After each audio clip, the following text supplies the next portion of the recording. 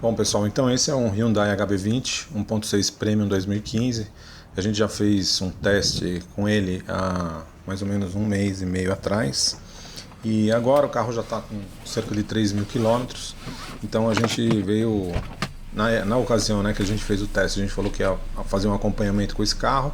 E efetivamente a gente está fazendo. Bom, então antes de mais nada vamos sentir a saúde dele aí, ó, numa arrancadinha.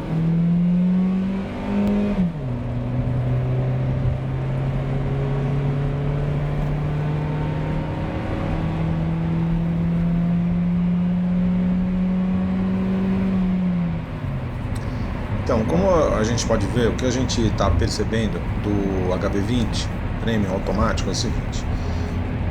Primeiro, aspectos positivos dele, né? Ele está com 3.000 quilômetros e o interior está sem ruído nenhum.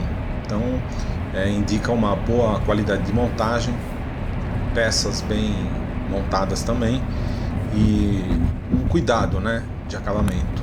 Então, realmente é uma coisa que impressionou bastante, porque realmente, mesmo passando em vias de pavimentação de baixa qualidade, ele não faz barulho, não tem barulho de peças soltas nem nada. Outro ponto que realmente é interessante do HB20, ele tem um raio de giro bem curto. Então ele não é assim um raio de giro tão curto quanto o do Up. O Up realmente você faz manobras realmente incríveis, né? Mas o HB20 também tem um raio de giro bem curto que acaba tornando o carro ágil em manobras urbanas, né? Contrasta com o Ka, que a gente estava testando. O Ka tem um raio de giro um pouco elevado e ele acaba dificultando, exigindo mais manobras, né? Uma coisa que acaba se tornando um pouco mais cansativa. Bom, o motor e a transmissão funcionam bem. Não tem nada de excepcional, mas funcionam bem. O motor, realmente o motor 1.6, como vocês viram aí, a aceleração, ele não é nenhum ácido do desempenho. É um motor adequado para o HB20. Mas falta um pouquinho de torque em baixa rotação, sim, como a gente observa em outros carros da Ford. Isso aí a gente fala porque o meu parâmetro é o Golf 2.0 AP 2.0 com câmbio Tiptronic, e o motor da Volks 2.0, lá 8 válvulas, ele tem muito torque em baixa. Aí quando eu pego esses carros aí que tem insuficiência de torque em baixa, aí fica muito patente. Então, na minha opinião, realmente falta um pouco de torque, porque esse motor 1.6 do HB20, apesar de ele ser 1.6, mas ele é confeccionado em alumínio e tem comando de válvulas variável, ele devia ter uma curva de torque um pouco mais favorável. Então, em algumas situações, realmente você sente essa falta de torque. Mas, enfim, não que o motor seja fraco, não é, mas também não é um desempenho de encantar, um desempenho esportivo, muito longe disso. É um desempenho correto, até diria um pouco, um tanto quanto decepcionante para o motor 1.6 com 128 cavalos, não parece que tem, né?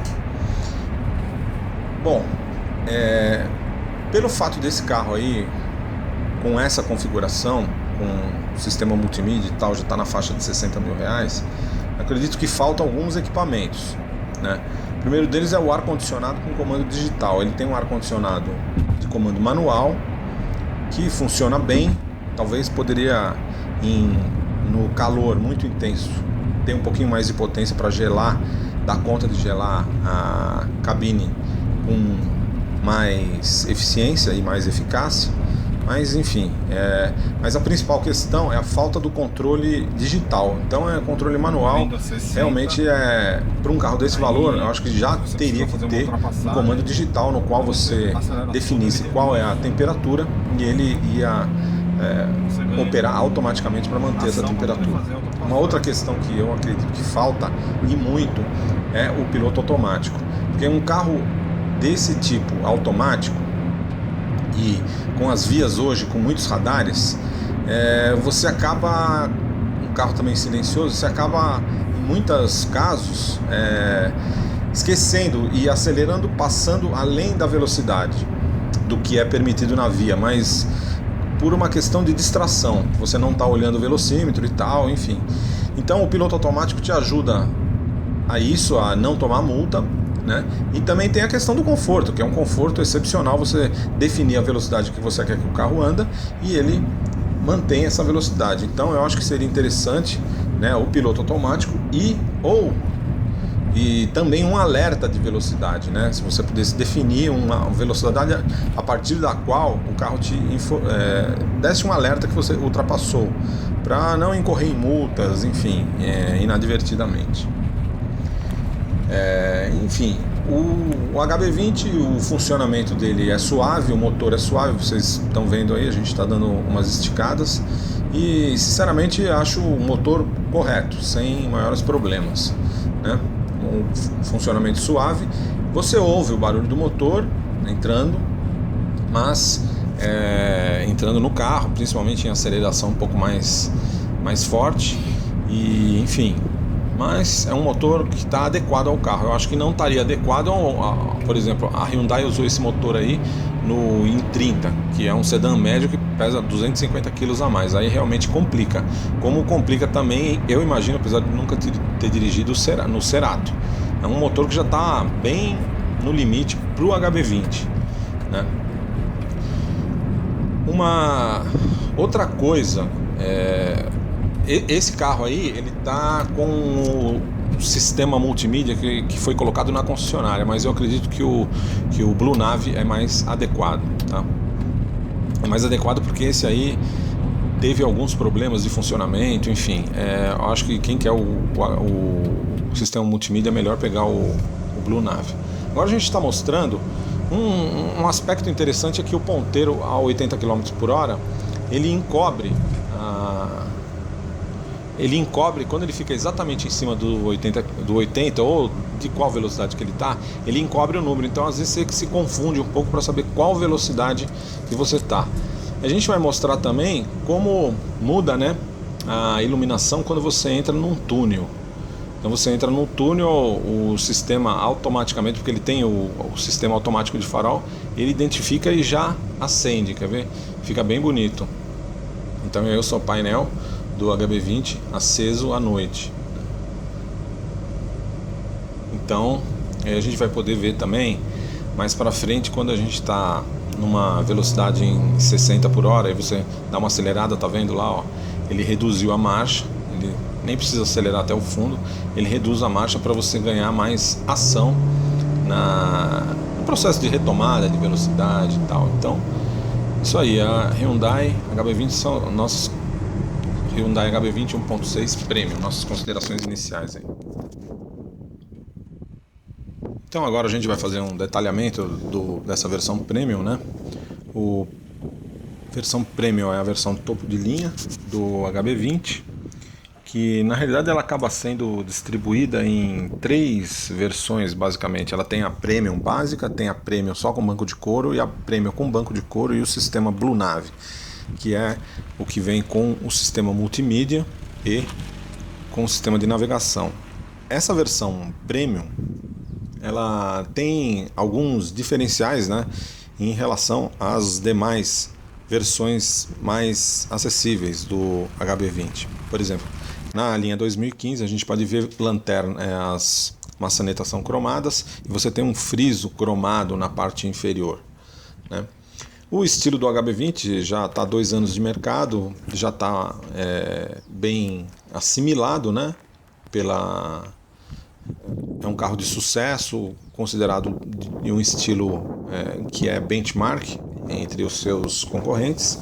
Realmente o visual é bem agradável, bem esportivo, só que esse visual ele acabou prevalecendo sobre algumas funcionalidades, né? Por exemplo, a área vidraçada é um pouco pequena demais. Isso aí, depois que você vai usando o carro com uma certa frequência, você começa a perceber que a área envidraçada foi muito reduzida para dar esse aspecto esportivo nele, né? Então, dentro, por exemplo, o vidro traseiro é muito de pouca altura, né? E então você fica com um ambiente um pouco claustrofóbico, entendeu? Tem uma outra questão que fica muito claro quando você está dirigindo e tenta colocar o cotovelo né, na, na porta, para apoiar a porta, aí você percebe que ele é um pouco alto demais, né? E aí fica claro esse aspecto claustrofóbico do interior do HB20. Aí a gente vai mostrar essa parte,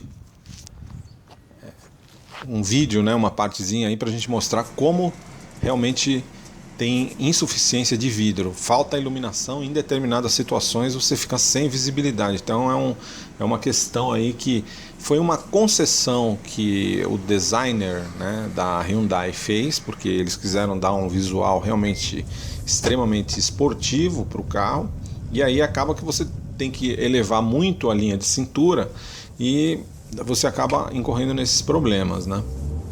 Mas que para quem tem uma estatura média ou alta não é tão problemático, entendeu?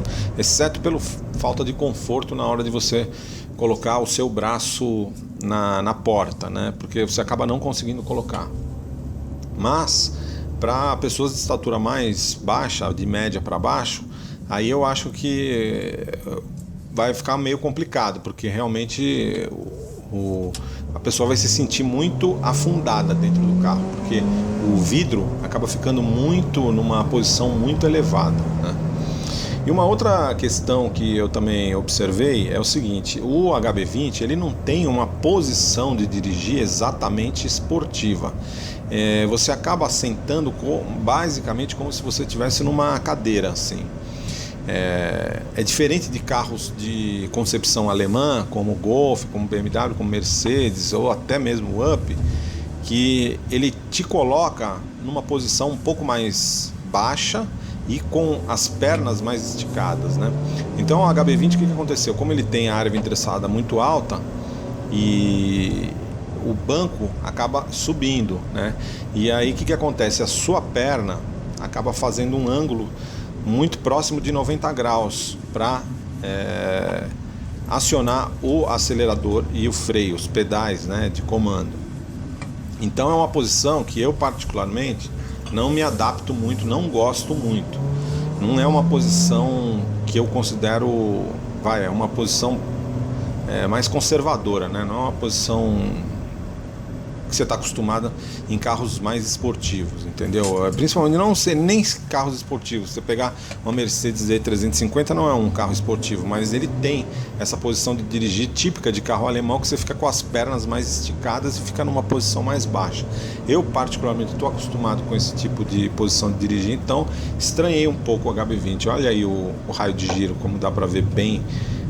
Aí a gente acabou não conseguindo dar a volta, mas se eu tivesse abrido um pouco mais a curva, eu teria conseguido retornar sem ter feito essa manobra. Mas enfim, então, de qualquer forma, são esses aspectos. O carro em si tem um funcionamento bastante suave, a suspensão é macia e realmente a suspensão traseira, acredito que falta um pouco de curso, sim. Falta um pouco de curso para essa suspensão traseira aí do HB20. Eu acho que não está muito adaptada, né, para o piso brasileiro. Então é muito fácil você sentir o final de curso dela, mesmo com uma pessoa só a bordo. Se o carro estiver carregado, realmente você passar numa lombada e tal, muito provavelmente você vai sentir esse fim de curso do amortecedor traseiro. Então talvez uma revisão nesse amortecedor seria interessante, né? E é isso.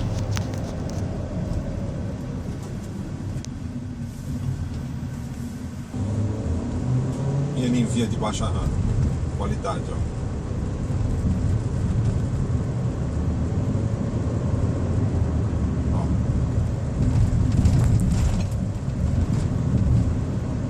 Eu não estou ouvindo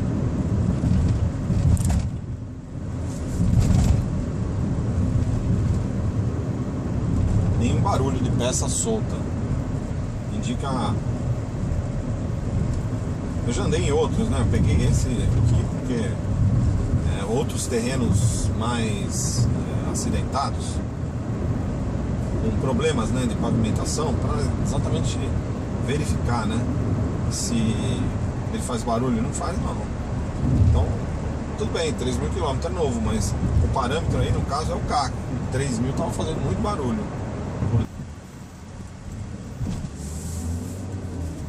Nesse carro aqui, ele só indica D, né?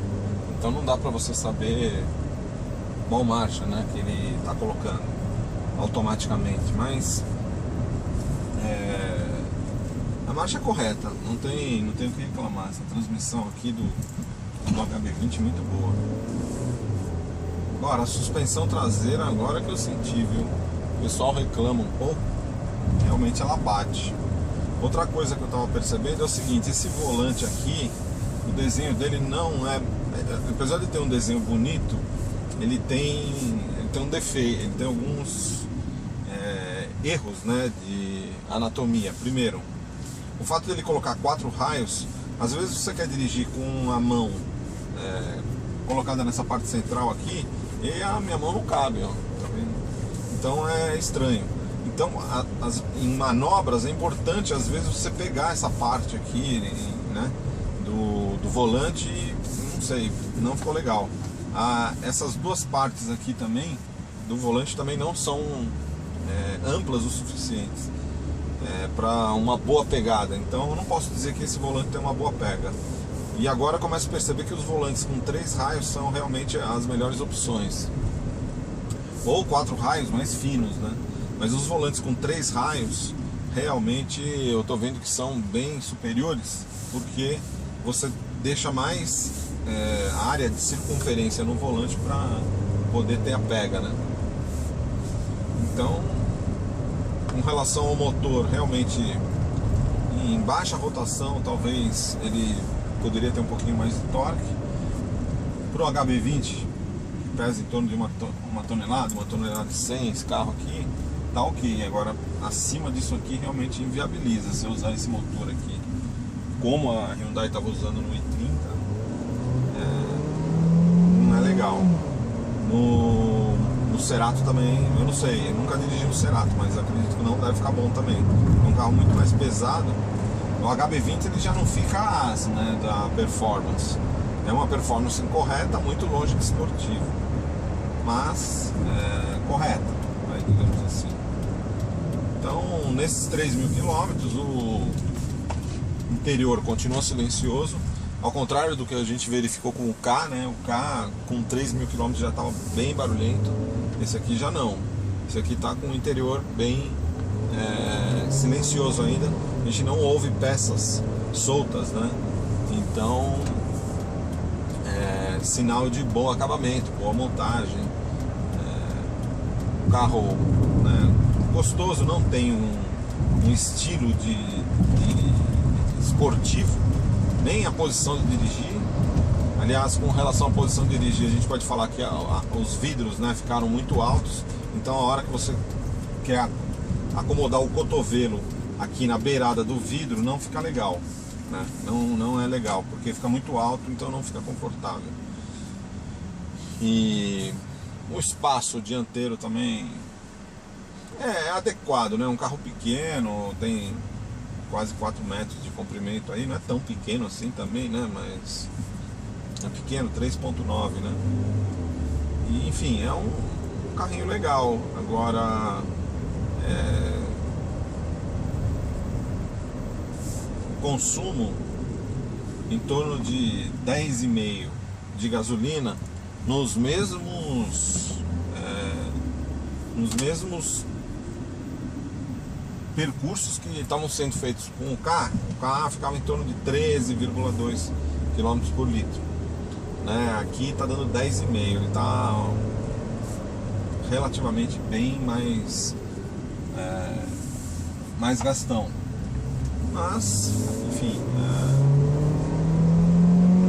é um carro automático com motor 1.6, enfim, é bem mais um carro maior, mais pesado, com mais conforto, com mais desempenho, né? Então é natural que ele beba mais. O desempenho dele, ó, a hora que você acelera ele segura, né? Agora o motor grita bem, mas é um motor que não vibra, tá? Não vibra, o motor é bem suave mesmo. em alta rotação. Isso aí é uma coisa legal. O câmbio é muito bom, troca legal, quatro marchas realmente de vez em quando faz falta. A 6, para ele ter mais opções de troca de marcha, deixar a transmissão mais o motor numa faixa de torque mais correta, mas enfim, assim, nada fundamentalmente errado com uma transmissão de 4 marchas. Uma de 6 seria melhor? Seria, mas ele troca as marchas rapidamente e tal. Então acho que é isso aí, Hyundai HB20 1.6 Premium 2015 automático. Os dados de consumo a gente vai especificar aí ainda com mais detalhe, né? Mas a princípio é isso aí, 10,5 de gasolina. Não é tão bom nem tão ruim, é 50% estrada, 50% cidade. O Golf 2.0 automático no mesmo circuito faz 9,5.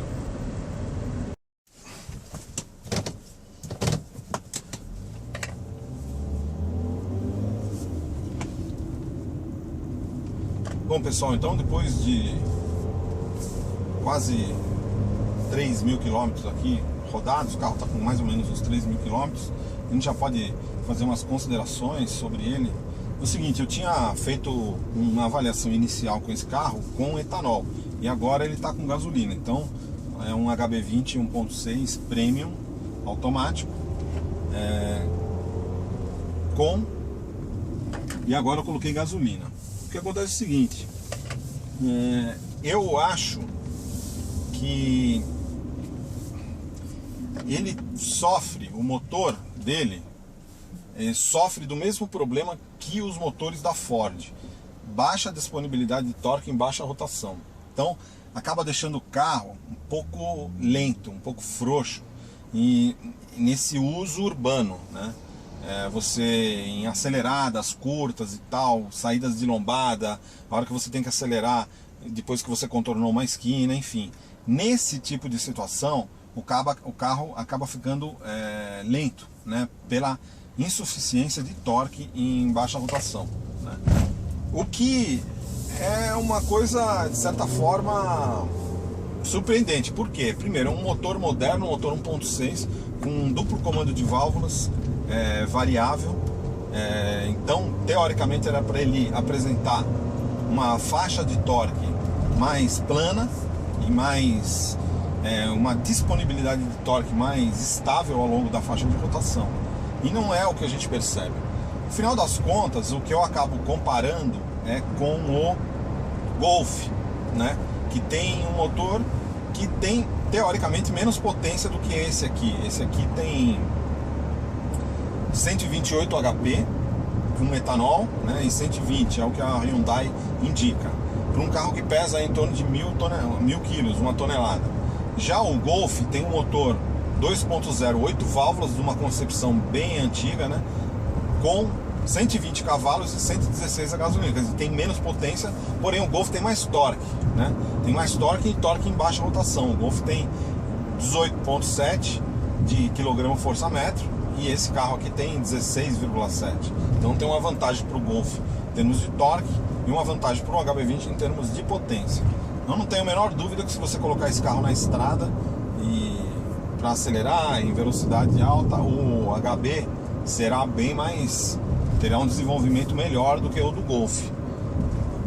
Apesar do Golf ser muito bom, eu ando aí a 120, 130, 140, 150 quando você tem que fazer ultrapassagem.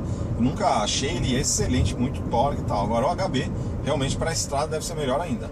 Agora na cidade o Golf se mostra mais ágil do que esse carro, né? Se mostra mais ágil por quê? Por mais torque em baixa rotação. No mais, o carro ele é legal, ele tem um ajuste de suspensão macio, a transmissão realmente 4 marchas. Se tivesse 6 marchas, acho que poderia aproveitar bem melhor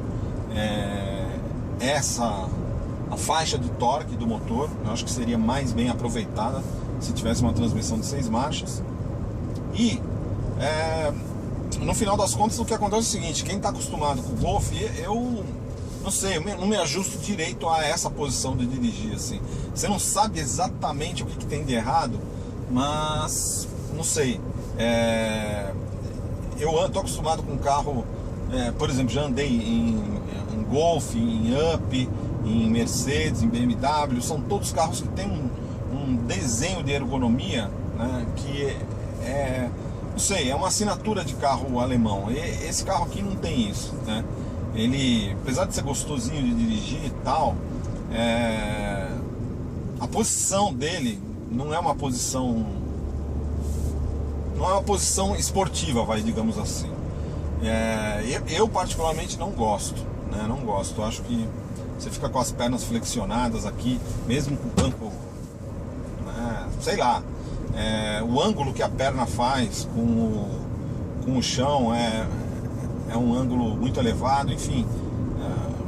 Não gosto do geral, assim, da posição de dirigir, mas o carro é gostoso, é um carro leve, a direção é leve, apesar dela não transmitir ela não ser responsiva no sentido de transmitir o que está acontecendo na pista pro volante, né?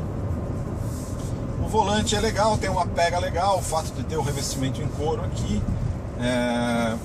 enfim, é um carrinho legal, mas realmente ele está muito distante se você vai comparar com um hatch médio, né? Como o Golf, ele realmente não dá para comparar, é bem abaixo, né? Mas é silencioso. Uma coisa que eu queria falar: esse carro aqui não tá com o GPS original de fábrica, ele tá com o GPS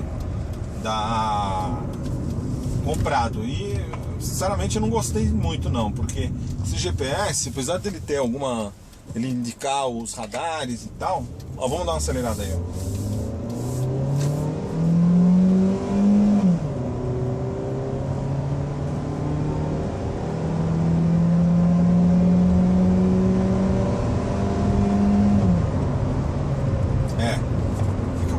Ele até chegar no 100, parece que ele tá suando, apesar do motor ser suave e tal, mas falta, entendeu? Mesmo ele dando mais esticado, você pode, a hora que você enfia o pé aqui, ó, ele reduz a marcha entendeu? Pra dar mais agilidade pro motor, e mesmo assim não é aquela performance que gruda você no banco, entendeu? Tá muito longe disso. Então, esse motor 1.6 pro HB20, enfim, já tá bom, né? Eu acho que assim, colocar esse motor eu fico imaginando como que deve ser o i30, né, cara, com esse motor. Eu acho que não deve ser bem legal, não deve ser legal, porque pro HB20 já não acho grande coisa, né? Já não acho grande coisa pro HB20, que dirá pro i30, que é bem mais pesado. Com esse motor aqui, realmente não ia ficar legal mesmo. Então até entendo a Hyundai ter trocado por um motor 1.8, ter tirado o flex, né, colocado o 1.8 gasolina, mas enfim, é isso. Hyundai HB20.